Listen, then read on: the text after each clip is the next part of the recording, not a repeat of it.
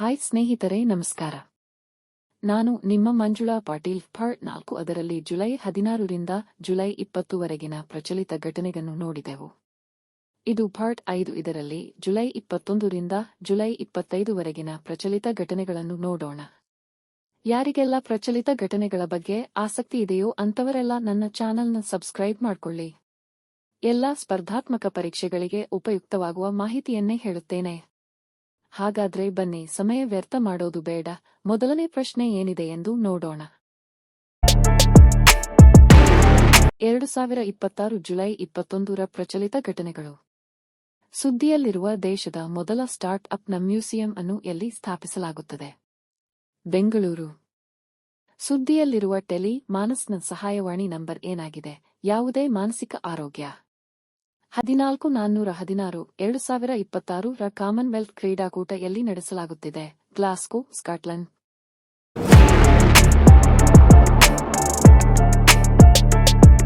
ಸುದ್ದಿಯಲ್ಲಿರುವ ಭಾರತದ ಅತ್ಯಂತ ಕಿರಿಯ ಮೇಯರ್ ಯಾರು? 17 ಜನ ಅವಿಶ್ವಾಸದ ಪರ ಮತ ಹಾಕಿದರು. ದಿಯಾ ಬಿಜು ಪುಲಿಕಾಕಂಡಂ. ಇತ್ತೀಚೆಗೆ ಯಾವ ರಾಜ್ಯ ಆಪರೇಷನ್ ತೂಫಾನ್ ಅನ್ನು ಆರಂಭಿಸಿತು? ಕೇರಳ.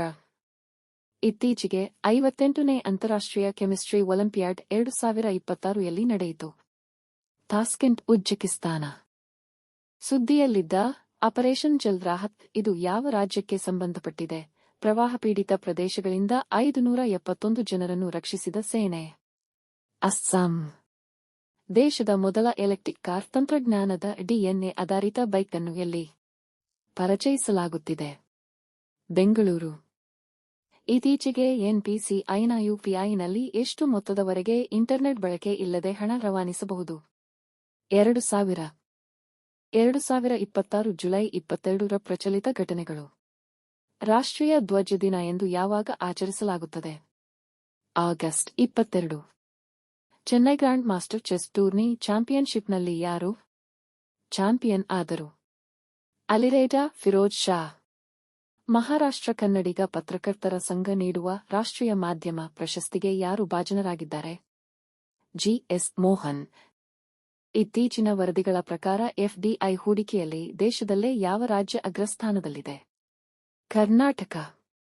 ಇತ್ತೀಚೆಗೆ ಭಾರತದಲ್ಲಿ ಮಹಿಳಾ ರೈತ ಸಬಲೀಕರಣ ಕಾಯ್ದೆ 2026 ಅನ್ನು ಜಾರಿಗೆ ತನ್ನ ಮೊದಲ ರಾಜ್ಯ ಯಾವುದು?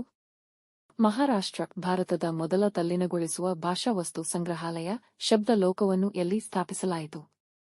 ಕೋಲ್ಕತ್ತಾ. 2026ರ ಪ್ರತಿಷ್ಠಿತ ಲೋಕಮಾನ್ಯ ತಿಲಕ್ ರಾಷ್ಟ್ರೀಯ ಪ್ರಶಸ್ತಿಗೆ ಯಾರನ್ನು ಆಯ್ಕೆ ಮಾಡಲಾಯಿತು? ಅಜಿತ್ ದೋವಲ್. 16ನೇ ಬ್ರಿಕ್ಸ್ ಆರೋಗ್ಯ ಸಚಿವರ ಉನ್ನತ ಮಟ್ಟದ ಆರೋಗ್ಯ ಶೃಂಗಸಭೆಯು ಇತ್ತೀಚೆಗೆ ಎಲ್ಲಿ ನಡೆಯಿತು? ಚಂಡೀಗಢ. ಕೇರಳ ಕರ್ನಾಟಕದ ನಂತರ ಓಕೆ ಎಂಬ ಕೇಂದ್ರೀಕೃತ ಅರಣ್ಯ ವನ್ಯಜೀವಿ ಅಪರಾಧ ನಿರ್ವಹಣಾ ವ್ಯವಸ್ಥೆ ಜಾರಿಗೆ 3ನೇ ರಾಜ್ಯ ಯಾವುದು? ತಮಿಳುನಾಡು. ಇತಿಹಾಸದಲ್ಲೇ ರಾಷ್ಟ್ರೀಯ ಚಲನಚಿತ್ರ ಪ್ರಶಸ್ತಿ ಪಡೆದ ಪ್ರಥಮ ಸಂತಾಲಿ ಭಾಷೆಯ ಚಿತ್ರ ಯಾವುದು? ಅಂಜನ್. ಕ್ರಿಯೇಟರ್ಸ್ ಚಾನ್ ಡಿಜಿಟಲ್ ಶೃಂಗಸಭೆ 2026ರ ಆತಿಥೇಯ ರಾಜ್ಯ ಯಾವುದು? ಮೇಘಾಲಯ. ವಿಶ್ವ ಸಿಕಲ್ ಸೆಲ್ ಜಾಗೃತಿ ದಿನವನ್ನು ಪ್ರತಿ ವರ್ಷ ಯಾವ ದಿನದಂದು ಆಚರಿಸಲಾಗುತ್ತದೆ? ಜೂನ್ 19. ಖಾದಿ ರೋಜ್ಗಾರ್ ಉತ್ಸವ 2026 ಅನ್ನು ಹರಿಯಾಣದ ಯಾವ ಜಿಲ್ಲೆಯಲ್ಲಿ ಆಯೋಜಿಸಲಾಗಿತ್ತು? ಭಿವಾನಿ. ಇತ್ತೀಚೆಗೆ ಭಾರತೀಯ ಕೋಸ್ಟ್ ಗಾರ್ಡ್ 6 ಸ್ಥಳೀಯ ಏರ್ ಕುಶನ್ ವಾಹನಗಳಲ್ಲಿ HV ಮೊದಲನೆಯದನ್ನು ಯಾವ ರಾಜ್ಯದಲ್ಲಿ ಸೇವೆಗೆ ಸೇರಿಸಲಾಯಿತು? ಗೋವಾ. 2026 ಜುಲೈ 23ರ ಪ್ರಚಲಿತ ಘಟನೆಗಳು. ಅಮೆರಿಕವು ಜೆನೆರಿಕ್ ಔಷಧಗಳ ಮೇಲೆ ಹೊಸ ಸುಂಕವನ್ನು ಯಾವಾಗಿನಿಂದ ಜಾರಿಗೊಳಿಸಲಿದೆ? 2028 ಆಗಸ್ಟ್. ಅಮೆರಿಕವು ಜೆನೆರಿಕ್ ಔಷಧಗಳ ಮೇಲೆ ವಿಧಿಸಲಿರುವ ಗರಿಷ್ಠ ಸುಂಕದ ಪ್ರಮಾಣ ಎಷ್ಟು? 200%. ವಿಶ್ವದ ಔಷಧ ಭಂಡಾರ ಎಂದು ಕರೆಯಲ್ಪಡುವ ದೇಶ ಭಾರತ. ಅಮೆರಿಕದಲ್ಲಿ ವೈದ್ಯರ ಸಲಹೆಗಳಲ್ಲಿ ಎಷ್ಟು ಶೇಕಡಾ ಜೆನೆರಿಕ್ ಔಷಧಗಳಾಗಿವೆ? 90%. ಅಮೆರಿಕವು ಸೌದಿ ಅರೇಬಿಯಾದೊಂದಿಗೆ ಮಾಡಿಕೊಂಡ ಒಪ್ಪಂದವು ಯಾವ ಕ್ಷೇತ್ರಕ್ಕೆ ಸಂಬಂಧಿಸಿದೆ? ನಾಗರಿಕ ಪರಮಾಣು. ಭಾರತದ ಪ್ರಥಮ ಭೂ-ಉಷ್ಣ ಜಿಯೋಫರ್ಮಲ್ ಬಾವಿಗಳನ್ನು ಯಾವ ಸ್ಥಳದಲ್ಲಿ ಕಾರ್ಯಗತಗೊಳಿಸಲಾಗಿದೆ? ಲಡಾಖ್ನ ಪುಗಾ ಕಣಿವೆ. ಭೂ-ಉಷ್ಣ ಶಕ್ತಿಯ ವಿಶೇಷ ಅನುಕೂಲ ಯಾವುದು? ಇದು ವರ್ಷದ 365 ದಿನ 24 ಗಂಟೆ ನಿರಂತರ ವಿದ್ಯುತ್ ನೀಡುತ್ತದೆ. ಇದಕ್ಕೆ ಸೂರ್ಯ ಅಥವಾ ಗಾಳಿಯ ಅಗತ್ಯವಿಲ್ಲ. ಲಡಾಖ್ನಲ್ಲಿ ತೋಡಲಾದ ಭೂ-ಉಷ್ಣ ಬಾವಿಗಳ ಆಳ ಎಷ್ಟು? 1000 ಮೀಟರ್. ಭೂಮಿಯೊಳಗೆ 400 ಮೀಟರ್ ಆಳದಲ್ಲಿ ದಾಖಲಾದ ತಾಪಮಾನ ಎಷ್ಟು? 135 ಡಿಗ್ರಿ ಸೆಲ್ಸಿಯಸ್. ಈ ಭೂ-ಉಷ್ಣ ಯೋಜನೆಯನ್ನು ಯಾವ ಸಂಸ್ಥೆ ಕೈಗೆತ್ತಿಕೊಂಡಿದೆ? ಭಾರತೀಯ ತೈಲ ನೈಸರ್ಗಿಕ ಅನಿಲ ನಿಗಮ ONGC. ಕೃಷಿ ಯಾಂತ್ರೀಕರಣದ ಉಪ ಮಿಷನ್ ಸ್ಮ್ಯಾಮ್ ಅನ್ನು ಯಾವ ವರ್ಷದಲ್ಲಿ ಪ್ರಾರಂಭಿಸಲಾಯಿತು? 2014-2015. ಕೃಷಿ ಯಾಂತ್ರೀಕರಣದ ಉಪ ಮಿಷನ್ ಸ್ಮ್ಯಾಮ್ ಯಾವ ಕೇಂದ್ರ ಪ್ರಾಯೋಜಿತ ಯೋಜನೆಯ ಅಡಿಯಲ್ಲಿ ಕಾರ್ಯನಿರ್ವಹಿಸುತ್ತದೆ? ರಾಷ್ಟ್ರೀಯ ಕೃಷಿ ವಿಕಾಸ ಯೋಜನೆ. ಸ್ಮ್ಯಾಮ್ ಯೋಜನೆಯ ಪ್ರಮುಖ ಉದ್ದೇಶವೇನು? ಸೌಲಭ್ಯ ವಂಚಿತ ವರ್ಗಗಳಿಗೆ ಯಾಂತ್ರೀಕರಣದ ಪ್ರಯೋಜನಗಳನ್ನು ತಲುಪಿಸುವುದು. ಸ್ಮ್ಯಾಮ್ ಯೋಜನೆಯ ಅಡಿಯಲ್ಲಿ ರೈತರು ಬಾಡಿಗೆಗೆ ಕೃಷಿ ಯಂತ್ರೋಪಕರಣಗಳನ್ನು ಪಡೆಯಲು ಯಾವ ಕೇಂದ್ರಗಳನ್ನು ಸ್ಥಾಪಿಸಲಾಗುತ್ತದೆ? ಕಸ್ಟಮ್ ನೇಮಕಾತಿ ಕೇಂದ್ರಗಳು. 2026 ಜುಲೈ 24ರ ಪ್ರಚಲಿತ ಘಟನೆಗಳು. ದ್ವಿಪಕ್ಷೀಯ ಸಂಬಂಧಗಳನ್ನು ವಿಸ್ತರಿಸಲು ದ್ರೌಪದಿ ಮುರ್ಮು ಮಹಾತ್ಮ ಗಾಂಧಿಯವರ ಪ್ರತಿಮೆಯನ್ನು ಎಲ್ಲಿ ಅನಾವರಣಗೊಳಿಸಿದರು? ಉತ್ತರ ಮ್ಯಾಸಿಡೋನಿಯಾ.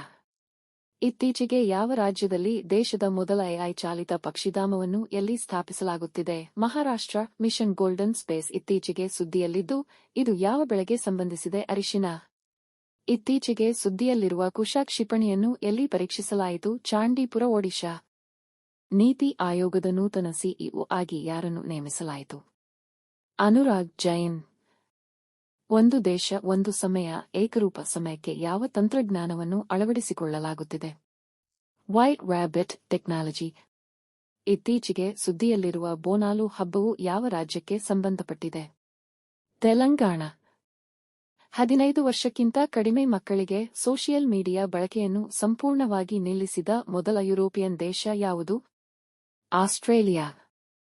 ಕರ್ಲಾಪಟ್ ಬಾಯ್ಸ್ ಬಾಕ್ಸೆಟ್ ಗಣಿ ಇದು ಸುದ್ದಿಯಲ್ಲಿದ್ದು, ಇದು ಯಾವ ರಾಜ್ಯಕ್ಕೆ ಸಂಬಂಧಪಟ್ಟಿದೆ? ಇತ್ತೀಚೆಗೆ ಸುದ್ದಿಯಲ್ಲಿರುವ INS ಮಾಲ್ವನ್. INS ಮಾಲ್ವಾನ್ ಯುದ್ಧನೌಕೆಯು ಭಾರತೀಯ ನೌಕಾಪಡೆಯ ಯಾವ ಕ್ಲಾಸ್ಗೆ ಸಂಬಂಧಿಸಿದೆ? ಮಾಹೆ ಕ್ಲಾಸ್. 2026 ಜುಲೈ 25ರ ಪ್ರಚಲಿತ ಘಟನೆಗಳು. ಜಾಗತಿಕ ಜೀವನ ಸಾಧ್ಯತಾ ಸೂಚ್ಯಂಕ ಗ್ಲೋಬಲ್ ಲಿವಬಿಲಿಟಿ ಇಂಡೆಕ್ಸ್ ಅನ್ನು ಪ್ರಕಟಿಸುವ ಸಂಸ್ಥೆ ಯಾವುದು? Economist intelligence unit. ಜಾಗತಿಕ ಜೀವನ ಸಾಧ್ಯತಾ ಸೂಚ್ಯಂಕ 2026ರ ಪ್ರಕಾರ ಕೆಳಗಿನ ಯಾವ ಭಾರತೀಯ ನಗರವು ಅತ್ಯುತ್ತಮ ಅತಿ ಕಡಿಮೆ ಸಂಖ್ಯೆಯ ಸ್ಥಾನವನ್ನು ಪಡೆದಿದೆ? ನವದೆಹಲಿ. 2026ರ ಸೂಚ್ಯಂಕದಲ್ಲಿ ವಿಶ್ವದ ಅತ್ಯಂತ ವಾಸಯೋಗ್ಯ ಅಗ್ರ ನಗರವೆಂದು ಗುರುತಿಸಲ್ಪಟ್ಟಿರುವುದು ಯಾವುದು? Coupon Hagan, Denmark. ಜಾಗತಿಕ ಜೀವನ ಸಾಧ್ಯತಾ ಸೂಚ್ಯಂಕದಲ್ಲಿ ನಗರಗಳನ್ನು ಮೌಲ್ಯಮಾಪನ ಮಾಡಲು ಬಳಸಲಾಗುವ 5 ವರ್ಗಗಳಲ್ಲಿ ಅತಿ ಹೆಚ್ಚು ತೂಕವನ್ನು ವೆಯ್ಟೇಜ್ ಹೊಂದಿರುವ 2 ವರ್ಗಗಳು ಯಾವುವು? ಸ್ಥಿರತೆ ಮತ್ತು ಸಂಸ್ಕೃತಿ ಪರಿಸರ. ಜಾಗತಿಕ ಜೀವನ ಸಾಧ್ಯತಾ ಸೂಚ್ಯಂಕ 2026ರ ವರದಿಯ ಪ್ರಕಾರ ಕೆಳಗಿನ 5 ವರ್ಗಗಳ ಪೈಕಿ ಯಾವುದು ವರ್ಷದಿಂದ ವರ್ಷಕ್ಕೆ ಅತಿ ಹೆಚ್ಚು ಸುಧಾರಣೆಯನ್ನು 0.74 ಅಂಕಗಳ ಹೆಚ್ಚಳ ದಾಖಲಿಸಿದೆ? ಆರೋಗ್ಯ ರಕ್ಷಣೆ. ಗ್ರೇಟರ್ ಟನ್ಸ್ ದ್ವೀಪವು ಯಾವ ಜಲಸಂಧಿ ಜಲಮಾರ್ಗದ ಬಳಿ ನೆಲೆಗೊಂಡಿದೆ? ಹಾರ್ಮುಜ್ ಜಲಸಂಧಿ. ಗ್ರೇಟರ್ ಟನ್ಸ್ ದ್ವೀಪದ ಸಾರ್ವಭೌಮತ್ವಕ್ಕಾಗಿ ಯಾವ 2 ದೇಶಗಳ ನಡುವೆ ದೀರ್ಘಕಾಲದ ವಿವಾದವಿದೆ? ಇರಾನ್ ಮತ್ತು United Arab Emirates. Greater Tunbs ದ್ವೀಪವು ಸೇರಿದಂತೆ 3 ದ್ವೀಪಗಳನ್ನು ಇರಾನ್ ಯಾವ ವರ್ಷದಲ್ಲಿ ತನ್ನ ನಿಯಂತ್ರಣಕ್ಕೆ ತೆಗೆದುಕೊಂಡಿತು? 1971. ಹಾರ್ಮುಜ್ ಜಲಸಂಧಿಯ ಮೂಲಕ ವಿಶ್ವದ ಒಟ್ಟು ತೈಲ ಪೂರೈಕೆಯ ಎಷ್ಟು ಭಾಗ ಹಾದುಹೋಗುತ್ತದೆ? 5ನೇ 1 ಭಾಗ.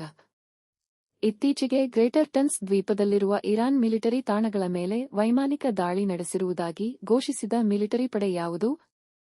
ಯುಎಸ್ ಮಿಲಿಟರಿಯ ಸೆಂಟ್ರಲ್ ಕಮಾಂಡ್. ಇಲ್ಲಿಗೆ ಜುಲೈ 21ರಿಂದ ಜುಲೈ 25ವರೆಗಿನ ಪ್ರಚಲಿತ ಘಟನೆಗಳನ್ನು ನೋಡಿದೆವು.